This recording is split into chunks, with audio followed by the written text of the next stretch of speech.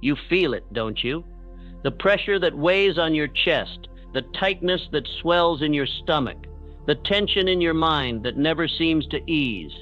It's always there, lurking in the corners of your thoughts, an unseen force pulling at the edges of your calm. You try to ignore it, don't you? You tell yourself it'll pass. Just push through, you whisper.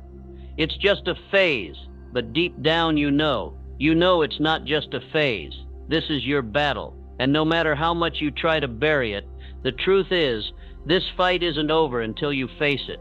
You want peace, right? You dream of that place where your mind is quiet, your heart is full, and the chaos of the world doesn't break through your calm. You want to feel that inner stillness, like a clear lake untouched by the storms of life. You want to breathe easy again, to smile without that weight pulling you down. You think about it, day after day, and you tell yourself, one day I'll get there. But you're stuck. The pain is still there. The doubts, the confusion, the fear of what's coming next. I'm telling you this because you need to hear it. Peace doesn't come without pain. It's counterintuitive, I know. It doesn't sound like the way the world talks about it. But here's the unvarnished truth. You cannot have peace without first mastering pain. The pain you run from, the pain you numb, the pain you try to silence with distractions, substances, or just pushing harder. That pain is the very doorway to peace. Now I know what you're thinking. How can I find peace through pain? Isn't pain supposed to be something we avoid? Isn't it supposed to be the thing that holds us back from our best selves? Let me challenge your thinking for a moment. What if pain isn't your enemy? What if pain is the bridge you have to cross to get to the other side of who you're meant to be? Every time you run from your pain, you run from your power. Think about the greatest achievers of history, those who've overcome unbelievable odds, risen from the ashes, transformed their very identities. Think about the ones who stood in the flames and emerged stronger. They did not run from pain. They embraced it. Let me give you a few names. Thomas Edison didn't just wake up one morning and decide to invent the light bulb. He failed countless times. More than 10,000 times he failed. Yet in every failure, he saw an opportunity. Every painful setback was fuel for his future breakthrough. He didn't shy away from failure. He leaned into it. He let it teach him, shape him. Pain, for Edison, was not a punishment. It was the process of becoming the man who would change the world. Then there's Henry Ford, the genius behind the Model T. Ford didn't create the automobile in one try. In fact, his first business venture was a massive failure.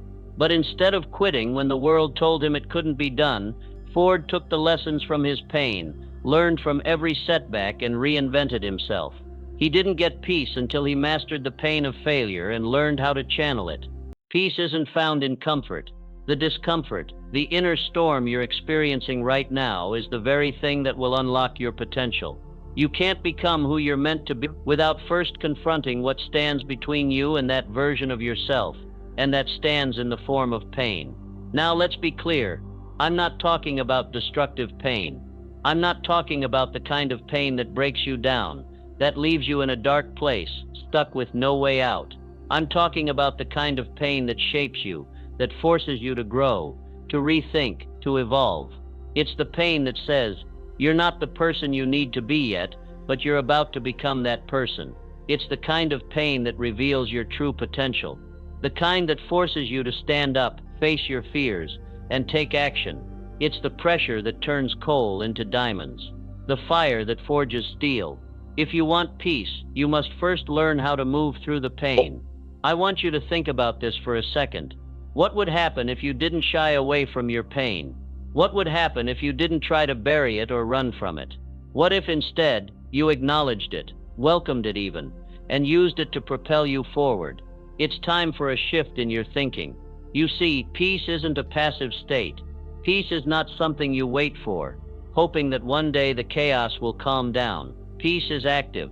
It's a result of the choices you make, the way you confront the challenges in your life, and the way you show up despite the pain. Pain is the test. Peace is the reward. You're at a crossroads. On one side, you can continue down the path of avoidance, letting the pain linger and continue to control you. On the other, you can face the pain head on, look it in the eyes, and decide, I will not be ruled by you. When you choose to confront your pain, you are choosing to master it. You are choosing to rewrite the narrative that pain controls you. When you embrace the challenge, you are choosing to take back control. It's time to reset. You've been running from your potential, hiding behind comfort, distracting yourself with everything but the truth.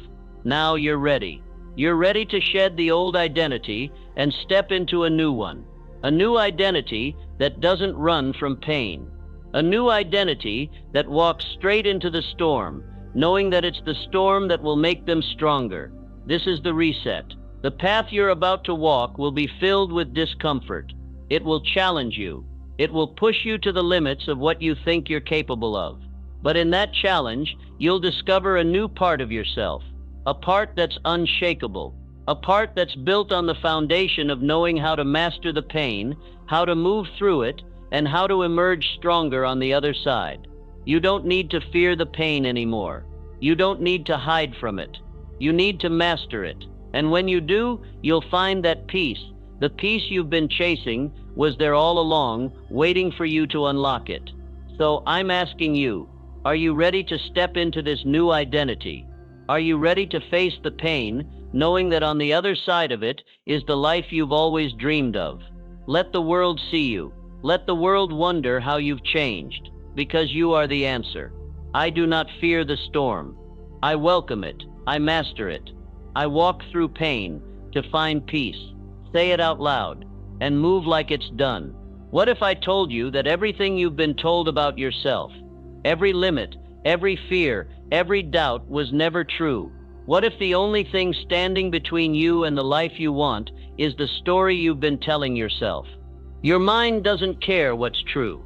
It listens to what you repeat. You've been living under the false assumption that your beliefs are fixed, that the story you've been telling yourself about who you are and what you're capable of is a permanent condition. But let me tell you something. Your mind is infinitely malleable. Your subconscious is like wet clay, ready to take shape. It's a mirror, reflecting whatever you show it. The problem is, most of us have been feeding it the wrong things for years.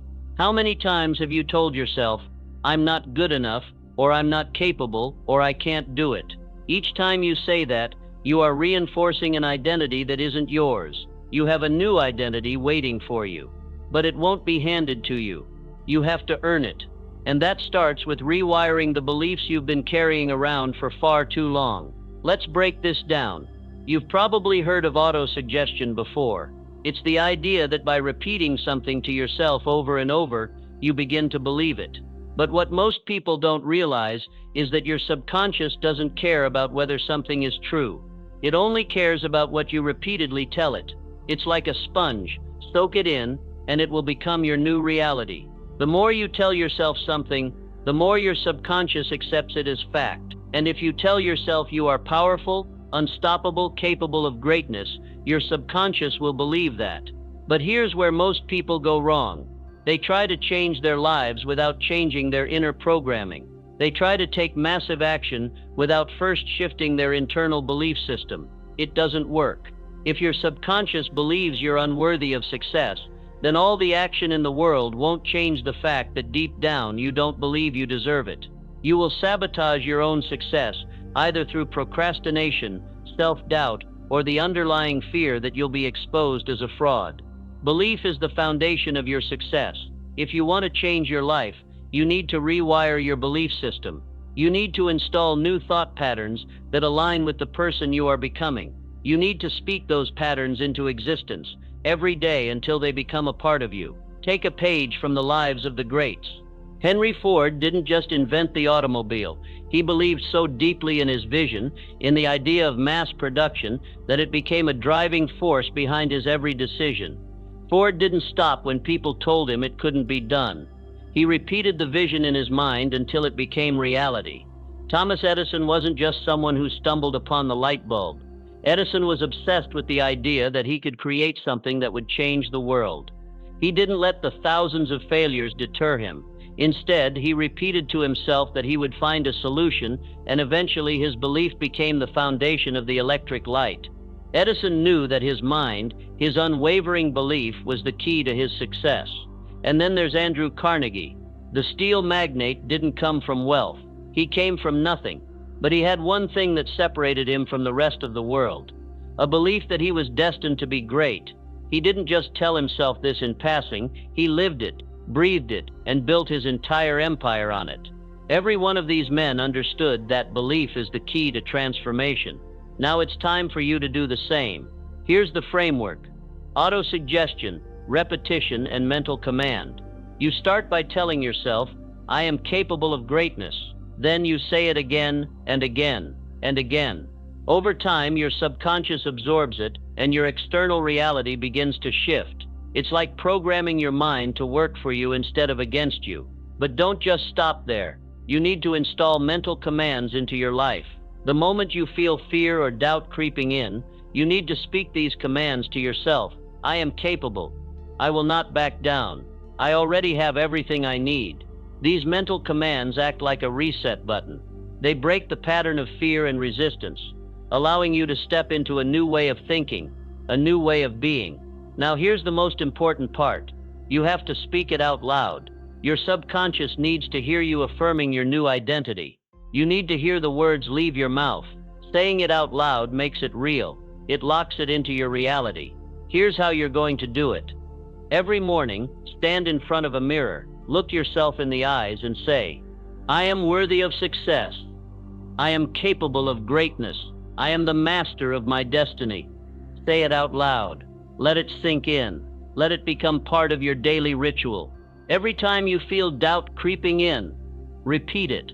Let it drown out the noise of your old beliefs. But here's the kicker. Don't just say it. Believe it. It's not enough to simply repeat the words. You have to align your actions with your new belief. If you truly believe you're capable of greatness, you'll take actions that reflect that belief. Now, here's where the power of repetition comes into play. Every single time you repeat your new belief, you are reinforcing a new identity. The more you repeat it, the more your subconscious believes it. And when your subconscious believes it, your actions will follow. The gap between where you are and where you want to be is not as wide as you think. The difference is in the story you tell yourself. You've been telling yourself the wrong story for too long, but today you're going to start telling yourself a new one. The story of who you truly are. The story of the person who is capable of achieving everything they've ever dreamed of. Repeat this story every day.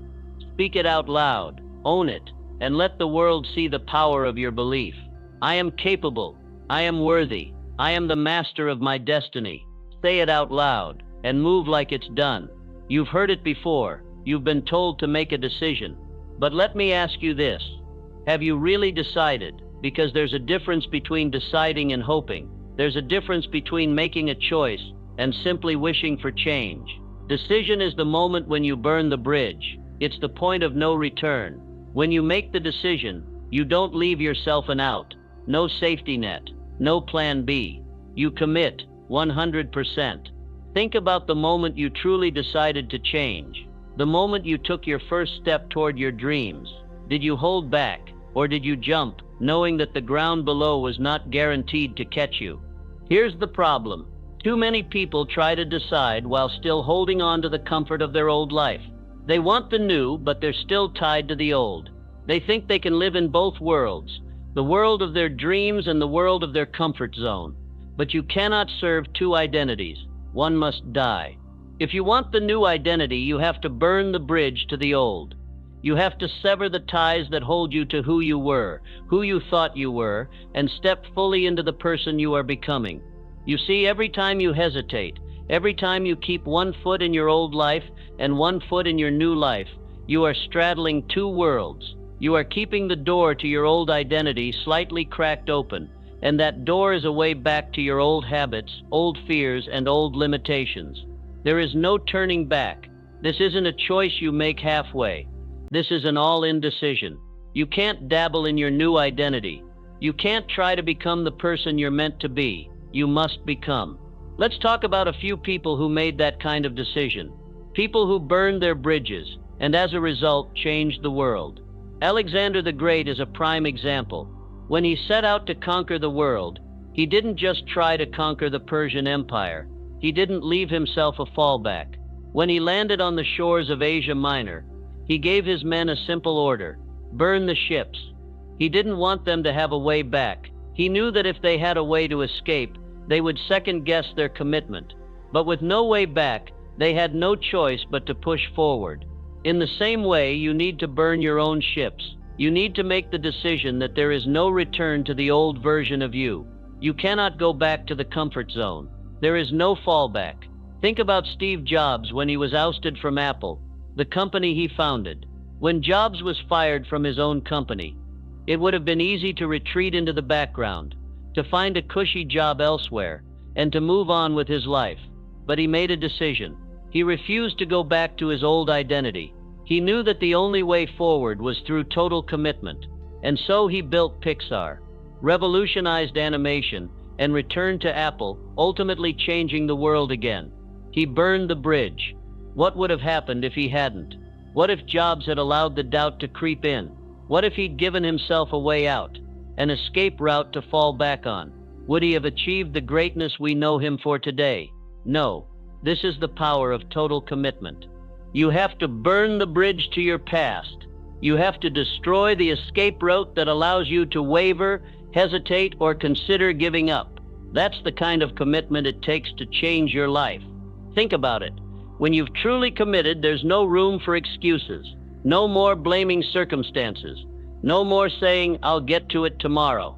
No more telling yourself that you'll change when the time is right. The time is right now. And that means you have to act like it. You have to show up every single day as the person you've already decided to be. There is no waiting for the right moment anymore. The right moment is now. Say this with me: I've already decided. I've already decided that I will not go back to my old ways. I've already decided that I will not let fear stop me. I've already decided that this is my time. Every time doubt creeps in, say it again: I've already decided. Commitment is not about trying to make something happen. It's not about hoping that you'll succeed. Commitment is about deciding that you will succeed, no matter what, and that decision has already been made. When you burn the bridge to your past, you create a new path, a path that is aligned with your true potential, not with the limitations of your old self. This is where most people get stuck. They are still holding on to their past, hoping to bring parts of their old identity with them. They haven't made the final decision to leave that person behind, and because of that, they are stuck in the limbo of indecision. But not you. You've already decided, and with that decision comes the power to change everything. I've already decided. There is no turning back. I burn the bridge to my old self and commit to the person I am becoming. Say it out loud and move like it's done. You are the average of the 5 people you spend the most time with. Let that sink in for a moment. Look around you. Who is in your circle? Who are you sharing your time with? Who are you listening to, learning from, and modeling your behavior after? Because the truth is, your environment is shaping you, whether you realize it or not. You become like the minds you align with. If you want to become the best version of yourself, you need to surround yourself with the best minds. You need to be in the company of those who elevate you, who challenge you, and who push you to think bigger than you ever have before. This is the power of the mastermind circle, a concept first introduced by Napoleon Hill in Think and Grow Rich. The mastermind is a group of like-minded individuals who come together, each bringing their strengths, ideas, and energy to help each other rise. Hill said, "No 2 minds ever come together without thereby creating a third, invisible, intangible force, which may be likened to a third mind. This third mind, the collective intelligence of your inner circle, has the power to accelerate your growth. When you align yourself with the right people, you create a force far greater than the sum of its parts." Think about the greatest innovators in history. They didn't work alone. Henry Ford had a mastermind group of powerful businessmen and thinkers. Thomas Edison surrounded himself with brilliant minds at Menlo Park. Andrew Carnegie had a close-knit group of advisors who helped him build his steel empire. These men knew something crucial. You cannot grow beyond the level of your environment. Your environment is the silent architect of your future. The thoughts you are exposed to, the energy you absorb, The standards that are set by those around you, they all influence the person you become. So ask yourself, who is in your environment? Are you surrounded by people who elevate you?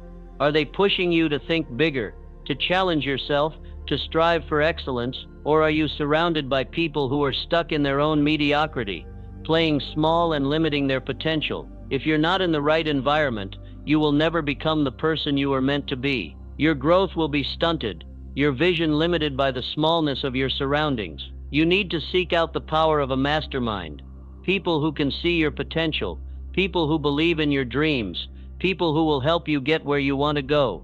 And here's the thing, you don't have to wait for these people to magically appear. You can start creating your environment right now. Look at the people you're spending the most time with. Who are they?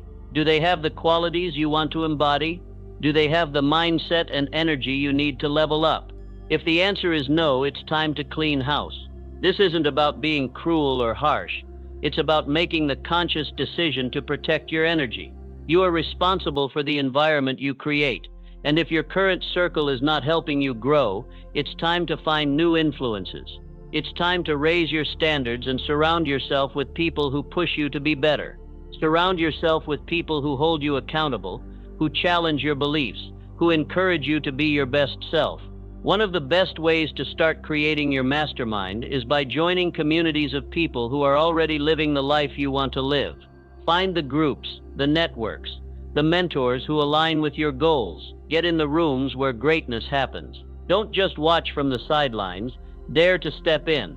If you want to be a millionaire, hang out with millionaires. If you want to be an entrepreneur, hang out with entrepreneurs. If you want to be a leader, find leaders who inspire you. Your environment is the breeding ground for your identity. If your environment is weak, your growth will be weak. If your environment is high performance, then your mindset will be high performance. The people you choose to surround yourself with will either elevate you or hold you back. But the power doesn't stop there. You also need to be conscious of your physical space, the places where you spend your time. Your environment isn't just about people, it's about everything. What does your workspace look like? Is it cluttered, messy, and distracting? Or is it clean, organized, and set up for success? What does your home feel like? Is it a sanctuary, a place where you feel calm, focused, and inspired? Or is it a reflection of your current state, chaotic, scattered, and uninspiring? Your physical environment influences your mental environment. A disorganized space leads to a disorganized mind. A cluttered room breeds a cluttered mindset, but a clean, organized, and inspiring space creates an environment for clarity, focus, and success. So here's your challenge. Clean up your environment. Start with your immediate surroundings, your workspace, your home, your digital space. Eliminate distractions. Create an atmosphere that aligns with the greatness you are stepping into. Every time you walk into your space, let it remind you of your potential, your mission, and your commitment to becoming the best version of yourself. Now, let's talk about the energy you allow into your life. I do not allow weak energy in my atmosphere. This is a rule that you must adopt immediately. You are the gatekeeper of your energy, and you decide what you let in. If you want to maintain a high-performance mindset, you cannot afford to let negativity, doubt, or drama into your life. You have to protect your peace, your focus, and your power. That means filtering out the people and the situations that drain you. It means saying no to anything that doesn't align with your higher purpose. You are the sum of the energy you allow into your life. So choose wisely. Choose to surround yourself with the kind of energy that makes you feel alive, motivated, and unstoppable. Choose to be in the presence of those who inspire you to do more, be more, and achieve more. You are the product of your environment. Now it's time to make sure that environment is one that is designed for greatness. I create the environment that supports my success. I am surrounded by power, positivity, and people who elevate me. Say it out loud and move like it's done. In the world of high performance, there's one truth that separates the ordinary from the extraordinary. Over-deliver. Most people think that doing what's expected is enough. They deliver the bare minimum, show up when they have to, do just enough to get by, and hope that it will be enough to get them what they want. But here's the truth. Doing the bare minimum will never get you where you want to go. Over-delivery is the key to standing out. Think of the greats, Andrew Carnegie, Dale Carnegie, Henry Ford. These men didn't just meet expectations, they crushed them. They went above and beyond, not because it was required, but because they understood something powerful. Excellence is an identity. It's not about giving just enough to get by. It's about showing the world that you are committed to giving more than expected, every single time. The law of over-delivery isn't just about going the extra mile. It's about redefining your identity as a giver. It's about becoming the person who always exceeds expectations. The person who over-delivers, not out of obligation, but out of the desire to show up as the best version of themselves. You might be thinking, but why should I go above and beyond if I'm not getting immediate rewards or recognition? Because over-delivery is a signal to the world and to yourself that you are playing at a different level. Let's break this down with an example. Schwab, the steel magnate, was known for always over-delivering. He didn't just build a company, he built a legacy. He believed that to create something truly extraordinary, you had to give more than what was expected. His employees didn't just follow instructions, they were inspired to think bigger, act bolder, and contribute more. And guess what? They followed his example. They became more because he demanded more from himself and from them. This wasn't a matter of doing more to gain approval. It was about setting a standard that was in alignment with greatness. When you over-deliver, you are setting the bar higher, both for yourself and for those around you. Dale Carnegie, the legendary author of How to Win Friends and Influence People, was also a master of over-delivery. He didn't just write a book, he created a movement. He didn't just speak to inspire people, he gave them tools to change their lives. He wasn't just giving knowledge, he was giving transformational value. And because of that, his name is still remembered today. When you over-deliver, you are creating value that transcends the moment. You are building a reputation, not just for what you do, but for who you are. You are not defined by the tasks you complete. You are defined by the identity you cultivate. And that identity is the identity of someone who is committed to excellence. The person who always gives more than expected. Now, let me tell you something most people miss. Over-delivery isn't about burning yourself out. It's about giving your best in a way that aligns with your highest self. It's about stepping into an identity where excellence isn't an option. It's who you are. When you shift your focus from the outcome to the process, you begin to over-deliver by default. When Ford created the Model T, he didn't just create a car, he created an experience. He delivered quality and innovation at a level that no one expected, at a price that made the automobile accessible to millions. He didn't just meet expectations, he changed the game. And this is the key. Over-delivering isn't about doing more work, it's about giving more value. It's about showing up and delivering something that leaves an impact, something that makes people take notice, something that raises the bar for everyone around you. So how do you become someone who over-delivers consistently? You begin by shifting your identity. You stop thinking in terms of tasks and start thinking in terms of excellence. You stop asking, what do I need to do to get by? And start asking, what can I do to add as much value as possible? The truth is, when you focus on adding value, the rewards will follow. They always do. But when you focus on the reward first, you'll always fall short. The law of over-delivery isn't just about what you do for others, it's about who you become in the process. When you over-deliver, you are telling the world that you are a force to be reckoned with. You are telling yourself that you are committed to giving your best at all times. And the most beautiful part, it becomes effortless. Over-delivering isn't a one-time thing, it becomes a way of life. You make it a habit. You begin to over-deliver in everything you do, in your work, your relationships, your creativity, your mindset. You show up fully and authentically, always striving to give more than expected. This is where true greatness lies. True greatness isn't about doing what's expected of you. It's about becoming the person who always shows up and exceeds what's expected. When you embody this identity, you become unstoppable. Let me ask you, what would happen if you started showing up in every area of your life and over-delivering? What would happen if you stopped doing just enough and started doing more than what's required. You would change everything. When you make over-delivery a part of your identity, you automatically raise the standard for everyone around you. You become the person others look up to, the person they want to emulate. You set the tone for what excellence looks like, and you invite others to rise with you. You become the kind of person who influences others to step up, the kind of person who changes the game without even trying. So here's your command. Become someone who always over-delivers. Don't settle for what's expected. Don't settle for mediocrity. Show up as the person who is constantly giving more value, more energy, more excellence, and let the world take notice. I over-deliver because it's who I am. I give more than expected, and that's what sets me apart. Say it out loud, and move like it's done. You've come this far. You've embraced the identity of the winner. You've burned the bridges to your old self. You've over-delivered in every area of your life, and your environment now reflects the greatness you are stepping into. But here's the final truth. None of it matters unless you make it a ritual. Rituals are the foundation of mastery. They are the acts of repetition, day in and day out, that lock in the identity you're building. This is where the magic happens. Repetition is the language of the subconscious. Everything you've learned so far, all the strategies, all the affirmations, all the decisions you've made, none of it is permanent unless you reinforce it consistently. This is the key.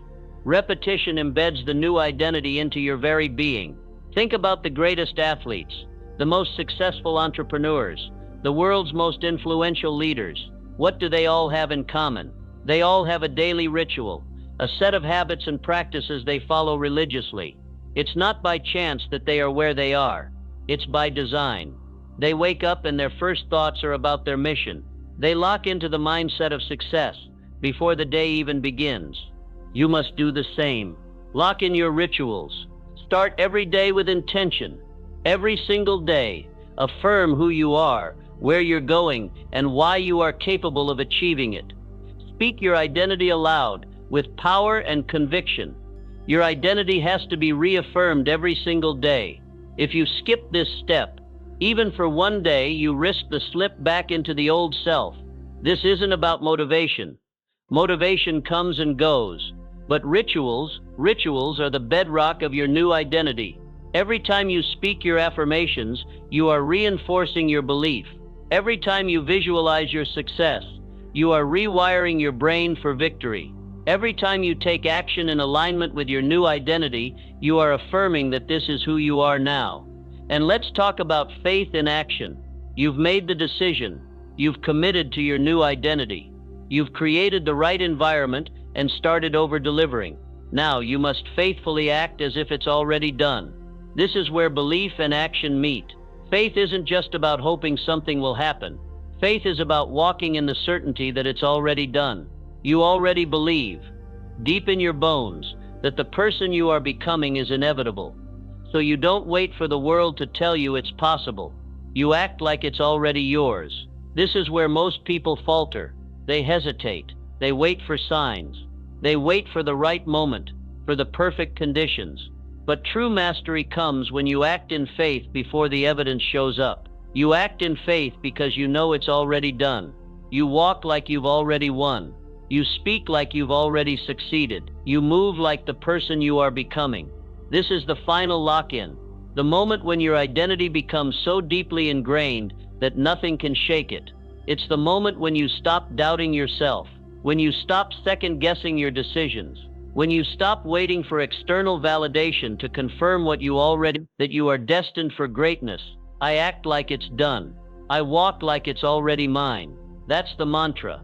That's the lock-in. When you repeat that daily, with unwavering faith, you become unstoppable. This is the final key to your transformation. You've reset your identity. You've committed. You've over-delivered. And now you must lock it in by making faith-driven action a habit. You walk, talk, and act like the person you know you are becoming. This is the new you. And when the world sees you, they won't see you as you once were. They'll see the person you've already become. They'll wonder what changed. And the answer is simple. You changed. You decided. You committed. You acted in faith. You over-delivered. And now you've locked in the new identity. Let them wonder, because you don't owe them answers. You are the answer. I act like it's done. I walk like it's already mine. I am unstoppable, and the world will see it. Say it out loud, and move like it's done. Let the world wonder what changed. You don't owe them answers. You are the answer. And with that, your transformation is complete. You've set the foundation for a new life, a new identity, and a new reality. You are no longer the person you once were. You are now the person you've always been meant to be.